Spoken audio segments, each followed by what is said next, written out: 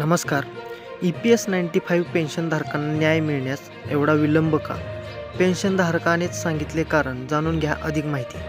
सविस्तर माहिती जाणून घेण्याअगोदर तुम्ही जर आपल्या चॅनलवरती नवीन असाल तर चॅनलला सबस्क्राईब करा आणि घंटीचं जे बेल आयकॉन आहे ते सुद्धा प्रेस करा, जेणेकरून महत्त्वाच्या अपडेट्स तुमच्यापर्यंत पोहोचतील. चला तर मग ती महत्त्वाची अपडेट कोणती आहे पाहूया.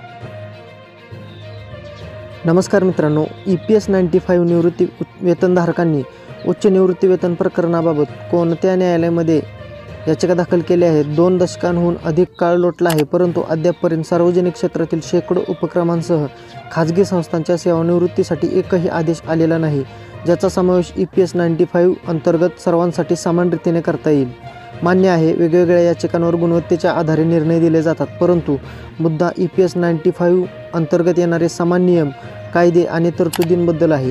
ते समान आहेत, भिन्न नाहीत. सर्व पेन्शनधारकांना कोर्टात जाण्याची एकच सक्ती आहे, ती म्हणजे त्यांना EPS 95 योजनेनुसार योग्य पेन्शन मिळण्यापासून रोखण्यात आलेले आहे.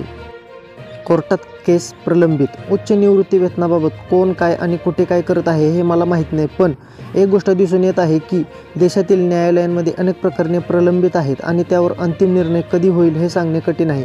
त्याहूनही अधिक म्हणजे न्यायालय कोण चालवत आहे हे सांगणे कठीण आहे. आम्ही ज्यांना निवडून दिले तेच देश चालवत आहेत. आम्ही न्यायालयाला निवडून दिलेलं नाही, मग कसे सांगायचे? अशा पद्धतीनं एका पेन्शनधारकाने आपलं म्हणणं मांडलेलं आहे. न्यायालयात सामान्य आणि विशेष असा भेदभाव. न्यायालयाप्रती आमची निराशा एवढीच आहे की सामान्य आणि विशेष यांच्यात फरक कसा केला जातो. एखादी विशेष व्यक्ती न्यायालयात गेली तर त्याच्या केसची तात्काळ सुनावणी होते. पेन्शनधारकांचा प्रश्न अनेक वर्षापासून न्यायालयात अडकला असल्याचे सर्वांनाच माहिती आहे.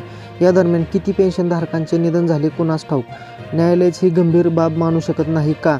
अलीकडेच एका प्रकरणात निवृत्ती वेतनधारकाच्या वतीने सुनावणीसाठी प्रलंबित राहण्याचा अर्ज करण्यात आला होता, जो न्यायालयाने लवकर सुनावणीचे कोणतेही कारण नसल्याचे सांगत फेटाळला होता. हे कोणी न्यायालयाला सांगो की नाही, आपणही गप्प बसतो आणि न्यायालयातही आपले म्हणणे मांडता येत नाही. कोणाची चूक कुठे होत आहे हे कळू शकत नाही. वकील असो, पक्षकार असो की न्यायालय, चूक कुठे आणि कोणाकडून होत आहे. आमच्या खटल्यावर लगेच सुनावणी होत नाही. फेसबुकवर आपण चर्चा करत राहतो, पण हजारोपैकी 2-4 जणांनाच तोंड उघडता येतं, बाकीच्यांना वाट पाहण्याशिवाय पर्याय नसल्याचं मत आहे. तर अशा पद्धतीनं आपली निराशा एका पेन्शनधारकाने मांडलेली आहे.